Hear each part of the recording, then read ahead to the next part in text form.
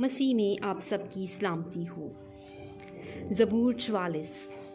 محافظت کے لیے دعا، میر مغنی کے لیے بنی کورا کا مزامور۔ مشکیل۔ آئے خدا، ہم نے اپنے کانوں سے سنا، ہمارے باپ دادا نے ہم سے بیان کیا کہ تو نے ان کے دنوں میں قدیم زمانہ میں کیا کیا کام کی۔ تو نے قوموں کو اپنے ہاتھ سے نکال دیا اور ان کو بسایا۔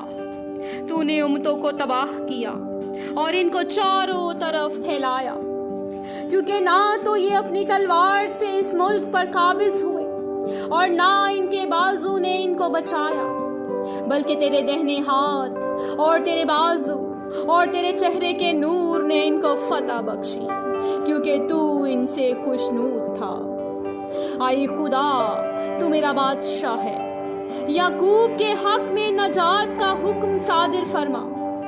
تیری بدولت ہم اپنے مخالفوں کو گرا دیں گے، تیرے نام سے ہم اپنے خلاف اٹھنے والوں کو پامال کریں گے، کیونکہ نہ تو میں اپنی کمان پر بھروسہ کروں گا اور نہ میری تلوار مجھے بچائے گی، لیکن تو نے ہم کو ہمارے مخالفوں سے بچایا ہے اور ہم سے عداوت رکھنے والوں کو شرمندہ کیا۔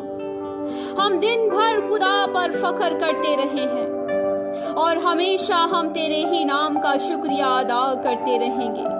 صلاح۔ لیکن تو نے تو اب ہم کو ترک کر دیا اور ہم کو رسوا کیا اور ہمارے لشکروں کے ساتھ نہیں جاتا۔ تو ہم کو مخالف کے آگے پسپا کرتا ہے اور ہم سے عداوت رکھنے والے لوٹ مار کرتے ہیں۔ تو نے ہم کو ذبح ہونے والی بھیڑوں کی مانند کر دیا اور قوموں کے درمیان ہم کو پرگندہ کیا۔ تو اپنے لوگوں کو مفت بیچ ڈالتا ہے اور ان کی قیمت سے تیری دولت نہیں بھرتی۔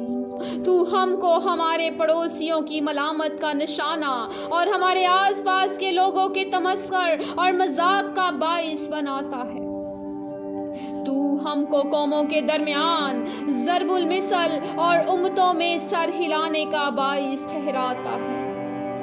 میری رسوائی دن بھر میرے سامنے رہتی ہے اور میرے منہ پر شرمندگی چھا گئی۔ ملامت کرنے والے اور کفر بکنے والے کی باتوں کے سبب سے اور مخالف اور انتقام لینے والے کے باعث یہ سب کچھ ہم پر بیتا، تو بھی ہم تجھ کو نہیں بھولے، نہ تیرے عہد سے بے وفائی کی، نہ ہمارے دل برگشتہ ہوئے، نہ ہمارے قدم تیری راہ سے مڑے۔ تو نے ہم کو گیدڑوں کی جگہ میں خوب کچلا اور موت کے سایہ میں ہم کو چھپایا۔ اگر ہم اپنے خدا کے نام کو بھولے یا ہم نے کسی اجنبی معبود کے آگے اپنے ہاتھ پھیلائے تو کیا خدا اسے دریافت نہ کر لے گا؟ کیونکہ وہ دلوں کے بھید جانتا ہے، بلکہ ہم تو دن بھر تیری ہی خاطر جان سے مارے جاتے ہیں اور گویا ذبح ہونے والی بھیڑیں سمجھے جاتے ہیں۔ اے خداوند جاگ، تو کیوں سوتا ہے؟ اٹھ، ہمیشہ کے لیے ہم کو ترک نہ کر۔ تو اپنا منہ کیوں چھپاتا ہے اور ہماری مصیبت اور مظلومی کو بھولتا ہے؟